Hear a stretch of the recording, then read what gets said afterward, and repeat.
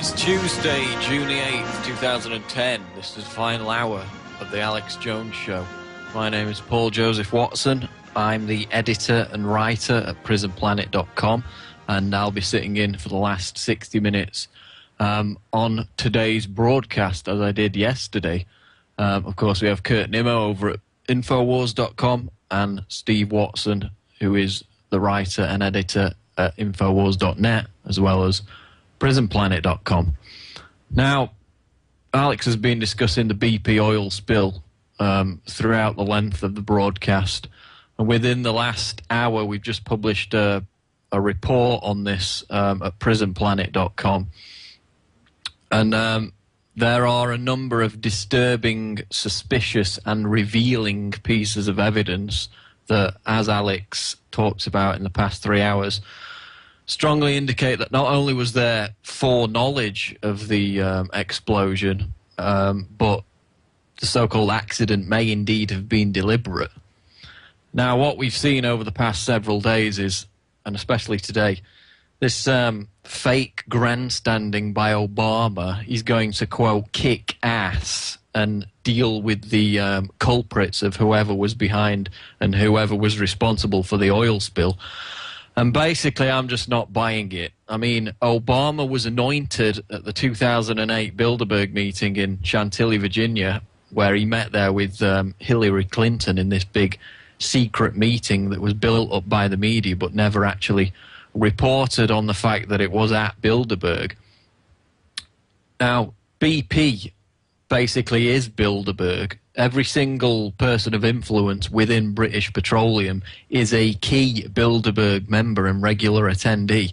People like John Brown, the former CEO, people like the chairman, Henrik Svanberg, and of course the current chief executive of BP, Tony Hayward, who was recently pretty active in getting rid of his shares in BP right before the oil spill. That's one of the pieces of evidence we cover in the article.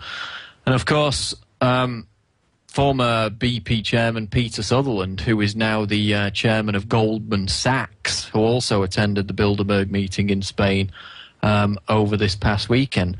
So this sideshow, this Punch and Judy show that Obama is now going after BP and after the culprits of the oil spill, I'm just not buying it, because, I mean, the first thing that Obama did after this happened, and after it became pretty apparent that it was a big disaster and that it was ruining businesses and livelihoods all around the Gulf Coast, the first thing he did was go on holiday. In fact, he's been on 2 vacations since it happened. 2 weeks ago, he was playing basketball. I mean, come on. There's no way Obama's going after BP. They're both Bilderberg minions. They're on the same team. And indeed, it seems like Obama's taking one for the team with his political career, because there's certainly no way he's going to go after BP, because they're both together with the Bilderberg group in on this New World Order. And ultimately, the bigger this crisis gets and the more the media hypes it up, the bigger the opportunity to exploit it, which is, you know, exactly what people like Rahm Emanuel, Obama's top advisor, and Hillary Clinton both routinely call for, is for crises to be exploited to pursue the agenda of world government, which is exactly what's happening with this BP disaster.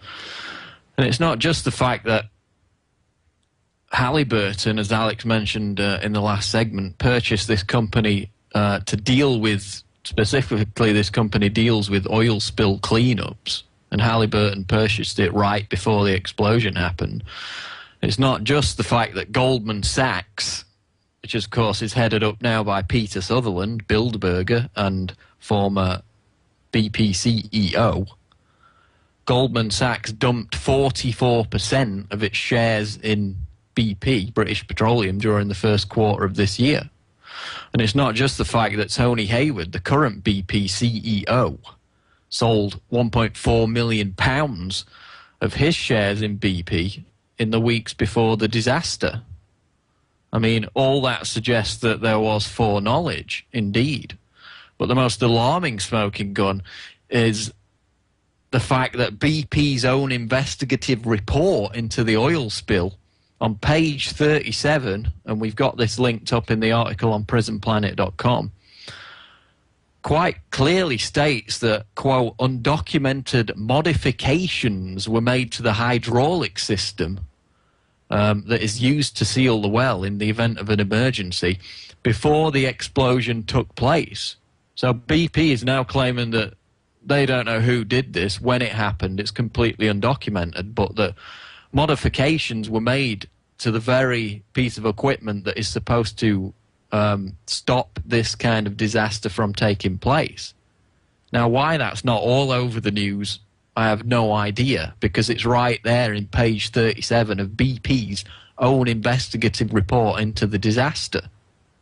So not only do we have the suspicious stock and share sales right before the event, Halliburton purchasing this oil spill cleanup company right before the event, but we have the fact that BP's own report says that unknown modifications occurred with the very equipment that's supposed to prevent this kind of disaster before the explosion took place. Now, obviously the question to ask is if this was deliberate or if anybody had foreknowledge of it and knew that it was about to take place in order to benefit. Cui bono, who benefits? I mean, experts are now saying that this could drag on for years and years and years. Well, we know that Obama and the globalists who control him, who pull his strings, who anointed him at the 2008 Bilderberg meeting, which was also attended by members of British Petroleum, they want a carbon tax. They want a gas tax. They want a consumption tax. It all basically means the same thing. But they're not going to get it with the situation that we've got in place at the moment. Certainly what would help them to get it rammed through is if the government, the federal government of the United States, nationalizes the oil companies, which we know is a stated goal of the Democrats. And so we've got, with the failure of Copenhagen and with the exposure of the phony global warming movement after ClimateGate, the carbon tax has basically hit a dead end.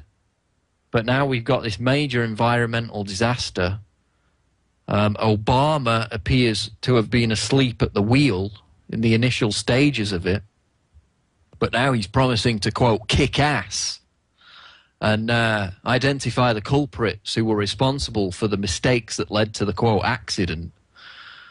But the problem is, the culprits are his Bilderberg friends who visit the same meeting each year and get the same instructions that he does.